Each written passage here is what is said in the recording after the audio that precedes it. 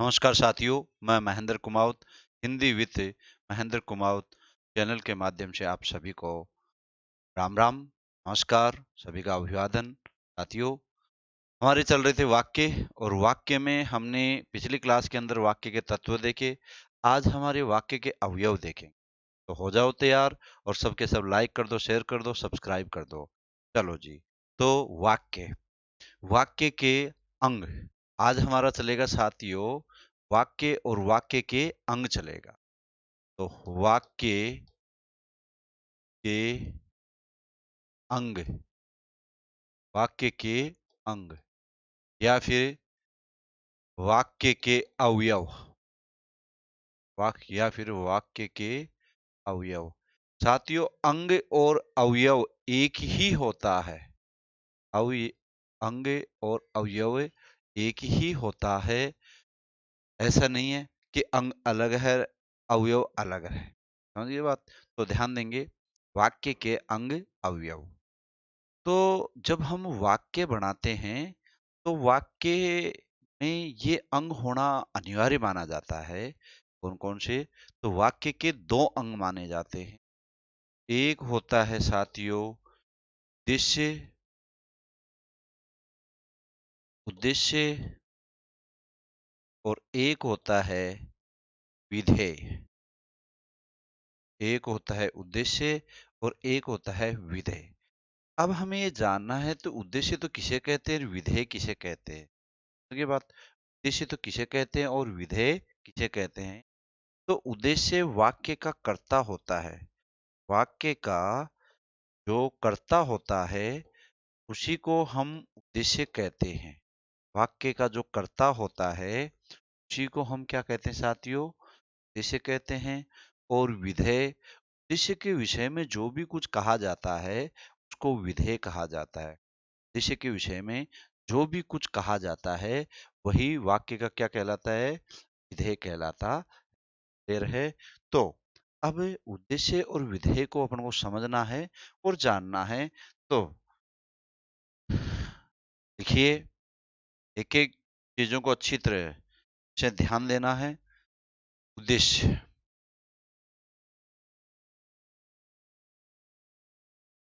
उद्देश्य एक नंबर दिखाई दे रहा है ना? हाँ। तो उद्देश्य,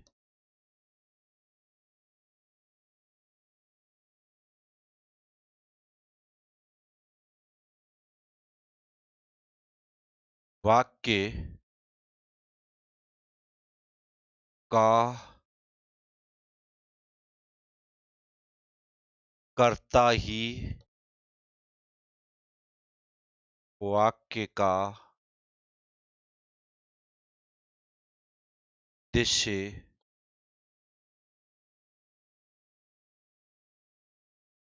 कहलाता है। वाक्य का कर्ता ही वाक्य का उद्देश्य कहलाता है, अर्थात कर्ता को ही, कर्ता को ही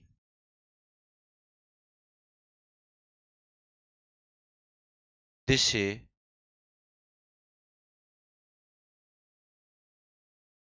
कहा जाता,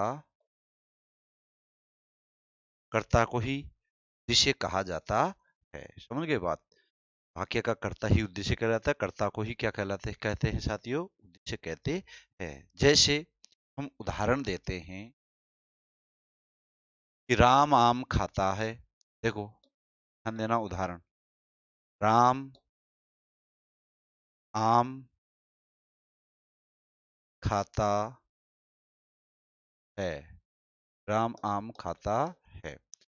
वाक्य में जो राम है, राम क्या कहलाएगा? क्या कहलाएगा? उद्देश्य। क्योंकि राम क्या है साथियों? कर्ता। राम क्या है? कर्ता। और आम क्या है? कर्म। और खाना क्या है? क्रिया। खाना क्या है? क्रिया। क्लियर है? तो आ गया समझ में?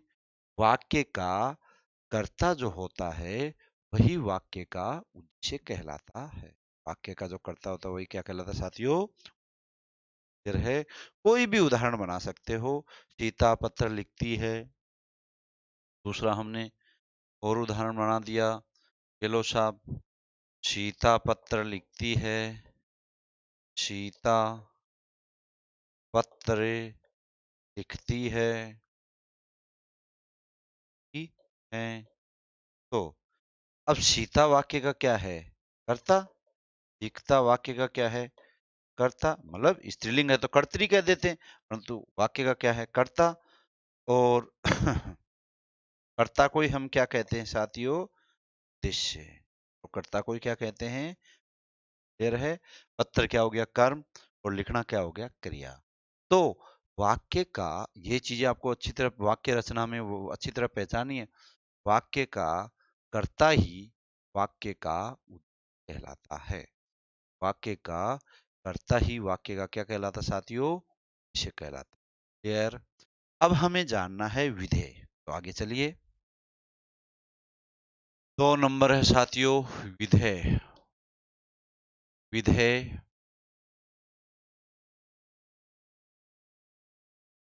विधेय, विधेय किसे कहते हैं? उद्देश्य के विषय में जो भी कुछ कहा जाता है वही वाक्य का विधेय कहलाता है। उद्देश्य कौन होता है? कर्ता। तो उद्देश्य के विषय में,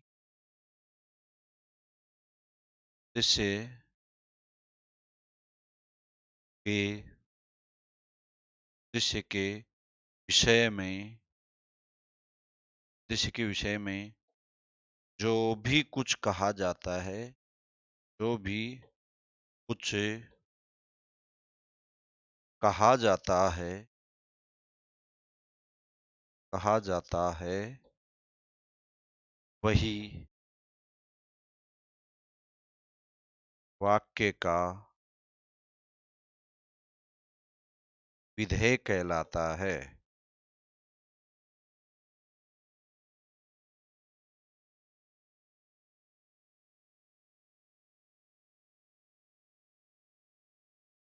वही वाक्य का क्या कहलाता साथियों? विधेय। उद्देश्य के विषय में जो भी, उद्देश्य यानी कर्ता, उद्देश्य यानी कर्ता, उद्देश्य यानी कर्ता, कर्ता के विषय में जो भी कुछ कहा जाता है वही वाक्य का साथियों क्या कहलाएगा? विधेय कहलाएगा। वही वाक्य का क्या कहलाएगा? विधेय। अब जैसे हमने उदाहरण दिया था कि राम आम खाता है, तो राम आम खाता है। हाँ, 1 मिनट ध्यान देना। राम खाता है। अब देखो, हमने ये उदाहरण दिया, तो देखो वाक्य का कर्ता कौन है? वाक्य का कर्ता कौन है? राम। वाक्य का कर्ता कौन है? राम। कर्ता। समझ गए बात? खाना क्या है जी? करिया। बोलो क्या है? करिया। तो अब आप देखो, कर्ता को हम क्या कहते हैं? उद्देश्य। कर्ता को हम क्या कहते हैं? और कर्ता राम है, इसके विषय में क्या कहा जा रहा है? खाना। तो कर्ता के विषय में जो भी कुछ कहा जाता है वही वाक्य का क्या कहलाता है? विधेय। बोलो ये प्रमुख रूप में क्या विधेय क्या बना? खाना। खाना। क्लियर है? प्रमुख रूप में जो खाता है वह हमारा क्या बना? विधेय। अब एक उदाहरण और देते हैं, एक उदाहरण और देते हैं। उसके अंदर मान लीजिए हमने कर्म भी अगर दे दिया तो भी हमारा वही हो, विधेय हो। अब जैसे राम आम खाता है। क्लियर?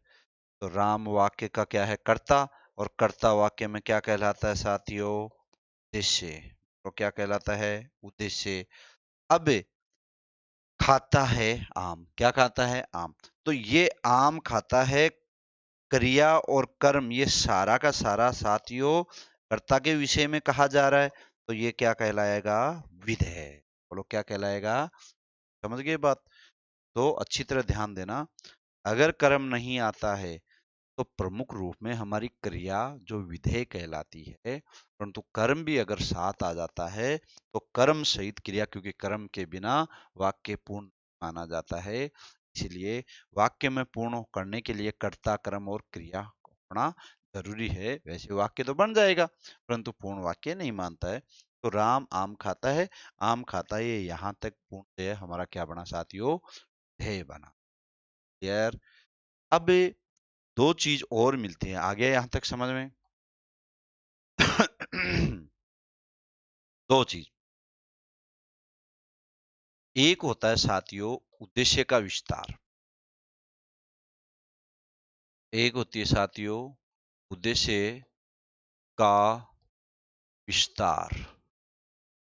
उद्देश्य का विस्तार, उद्देश्य, और एक दूसरा होते साथियों, दूसरा होता है विधेय का विस्तार। दूसरा विधेय, विधेय का, विधेय का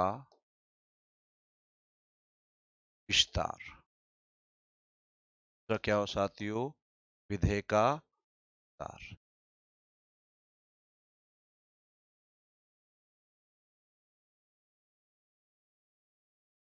अब उद्देश्य का विस्तार देखो, उद्देश्य से, उद्देश्य हमें पता है कर्ता को कहते हैं, तो उद्देश्य का विस्तार क्या हुआ? जो कर्ता से जो चीज जुड़ी हुई है वो हमारा उद्देश्य का विस्तार हुआ, और विधेय से जो चीजें जुड़ी हुई है वो हमारा विधेय का विस्तार हुआ। तो ध्यान दो, उद्देश्य से वाक्य में, वाक्य में, वाक्य में जो शब्द, वाक्य में जो शब्द उद्देश्य से, उद्देश्य से, उद्देश्य से जुड़ा हुआ होता है,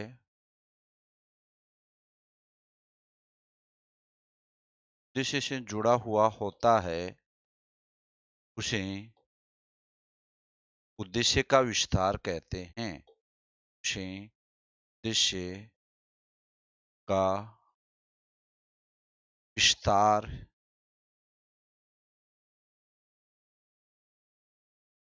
कहा जाता, उसे क्या कहा जाता है साथियों? उद्देश्य का विस्तार कहा जाता है। जैसे एक बार मैं इसको मिटा देता हूं, आगे वाले में, आगे वाले पेज में लिखते हैं इसको, विधेय को, है ना।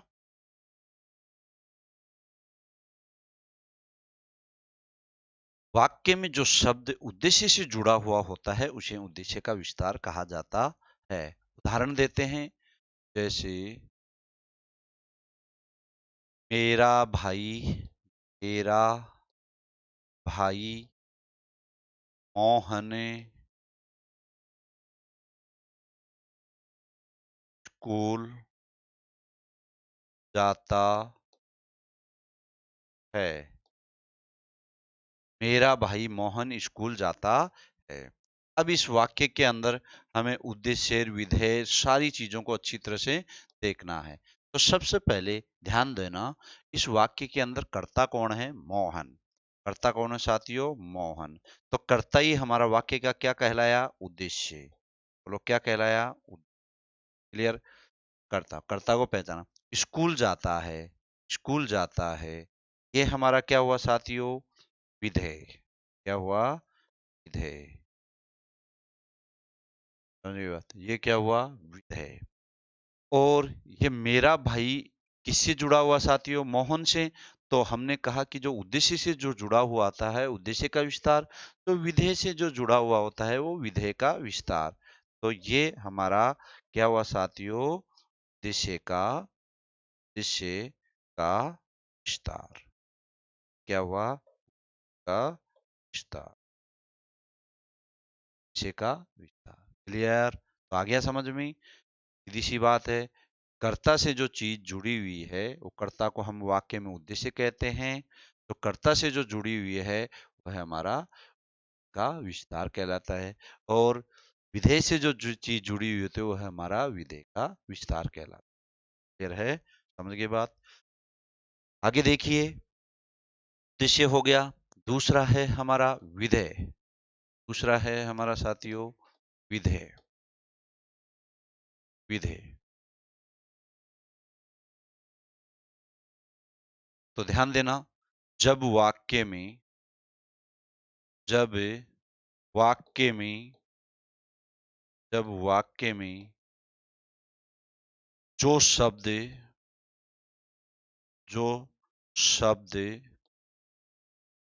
जब वाक्य में जो शब्द विधेय से जुड़ा हुआ होता है विधेय से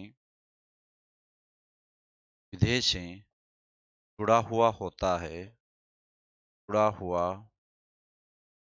या संबंध रखता है, जुड़ा हुआ होता है होता है उसे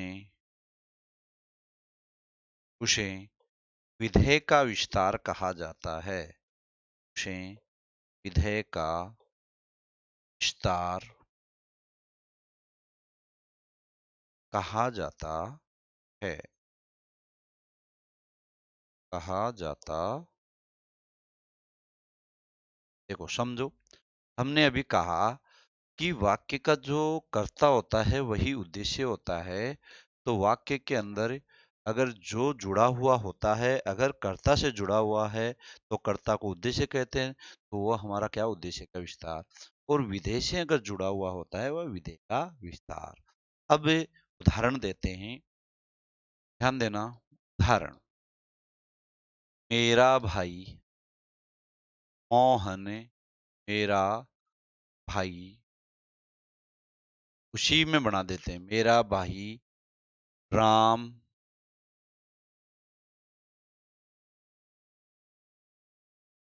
आदर्श, मेरा भाई राम आदर्श स्कूल में आदर्श स्कूल में जाता, समझना, दिखाई दे रहा ना? मेरा भाई राम आदर्श स्कूल में जाता। तो देखो, अब आपको इसमें सारी चीजें बतानी है। तो देखो, सबसे पहले कर्ता कौन है साथियों? राम।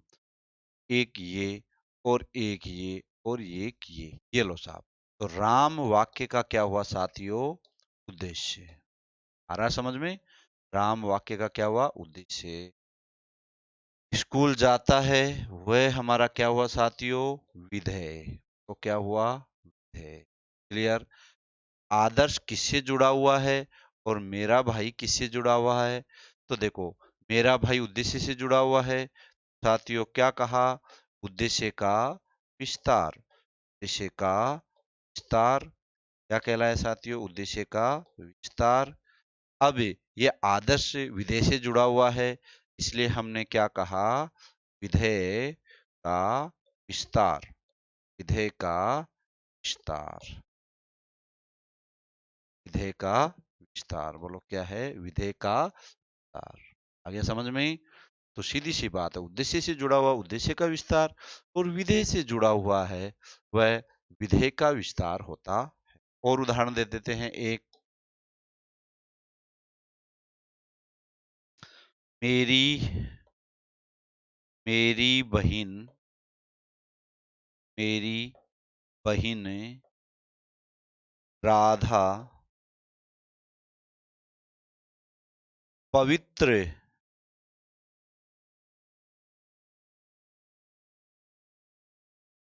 मेरी बहन राधा धार्मिक पुस्तकें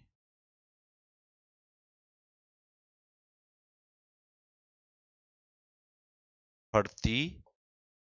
देखो, मेरी बहन राधा धार्मिक पुस्तकें पढ़ती है। दिखाई दे रहा ना अच्छी तरह से? अब इसके अंदर देखो, राधा राधा वाक्य का क्या हुआ साथियों? कर्ता। राधा वाक्य का क्या हुआ? कर्ता। ये तो हमारी क्या बना? उद्देश्य। ये तो क्या बना? और पुस्तकें पढ़ती है, ये हमारा क्या है? विधेय। ये हमारा क्या बना जी? विधेय। और कैसी पुस्तकें पढ़ती है? धार्मिक। तो ये हमारा क्या बना? विधेय का विस्तार। विधेय का विस्तार। ये हमारा क्या बना? विधेय का विस्तार। और मेरी बहन, ये क्या बना साथियों? उद्देश्य का विस्तार। का विस्तार। का विस्तार। क्लियर है? तो साथियों, वाक्य के दो अंग होते हैं, एक उद्देश्य होता है, एक विधेय होता है। जो उद्देश्य से जो जुड़ा हुआ होता है वह हमारा उद्देश्य का विस्तार, और जो विधेय से जो जुड़ा हुआ होता है वह विधेय का विस्तार। तो क्लियर है अच्छी तरह से? ये क्वेश्चन बहुत बार पूछा जा रहा है, समझ गए होंगे साथियों? तो क्लियर है? इस क्लास के अंदर हमारे वाक्य के जो दो अंग है वो संपन्न होते हैं। अब हम वाक्य के जो भेद हैं वो कितने प्रकार के होते हैं उनको लेकर आएंगे साथियों नेक्स्ट क्लास के अंदर। तब तक के लिए आप सभी राम राम, नमस्कार साथियों। मिलते हैं पुनः नेक्स्ट क्लास के अंदर। छोटे छोटे वीडियो में बना रहा हूँ। तब तक के लिए सभी को राम राम।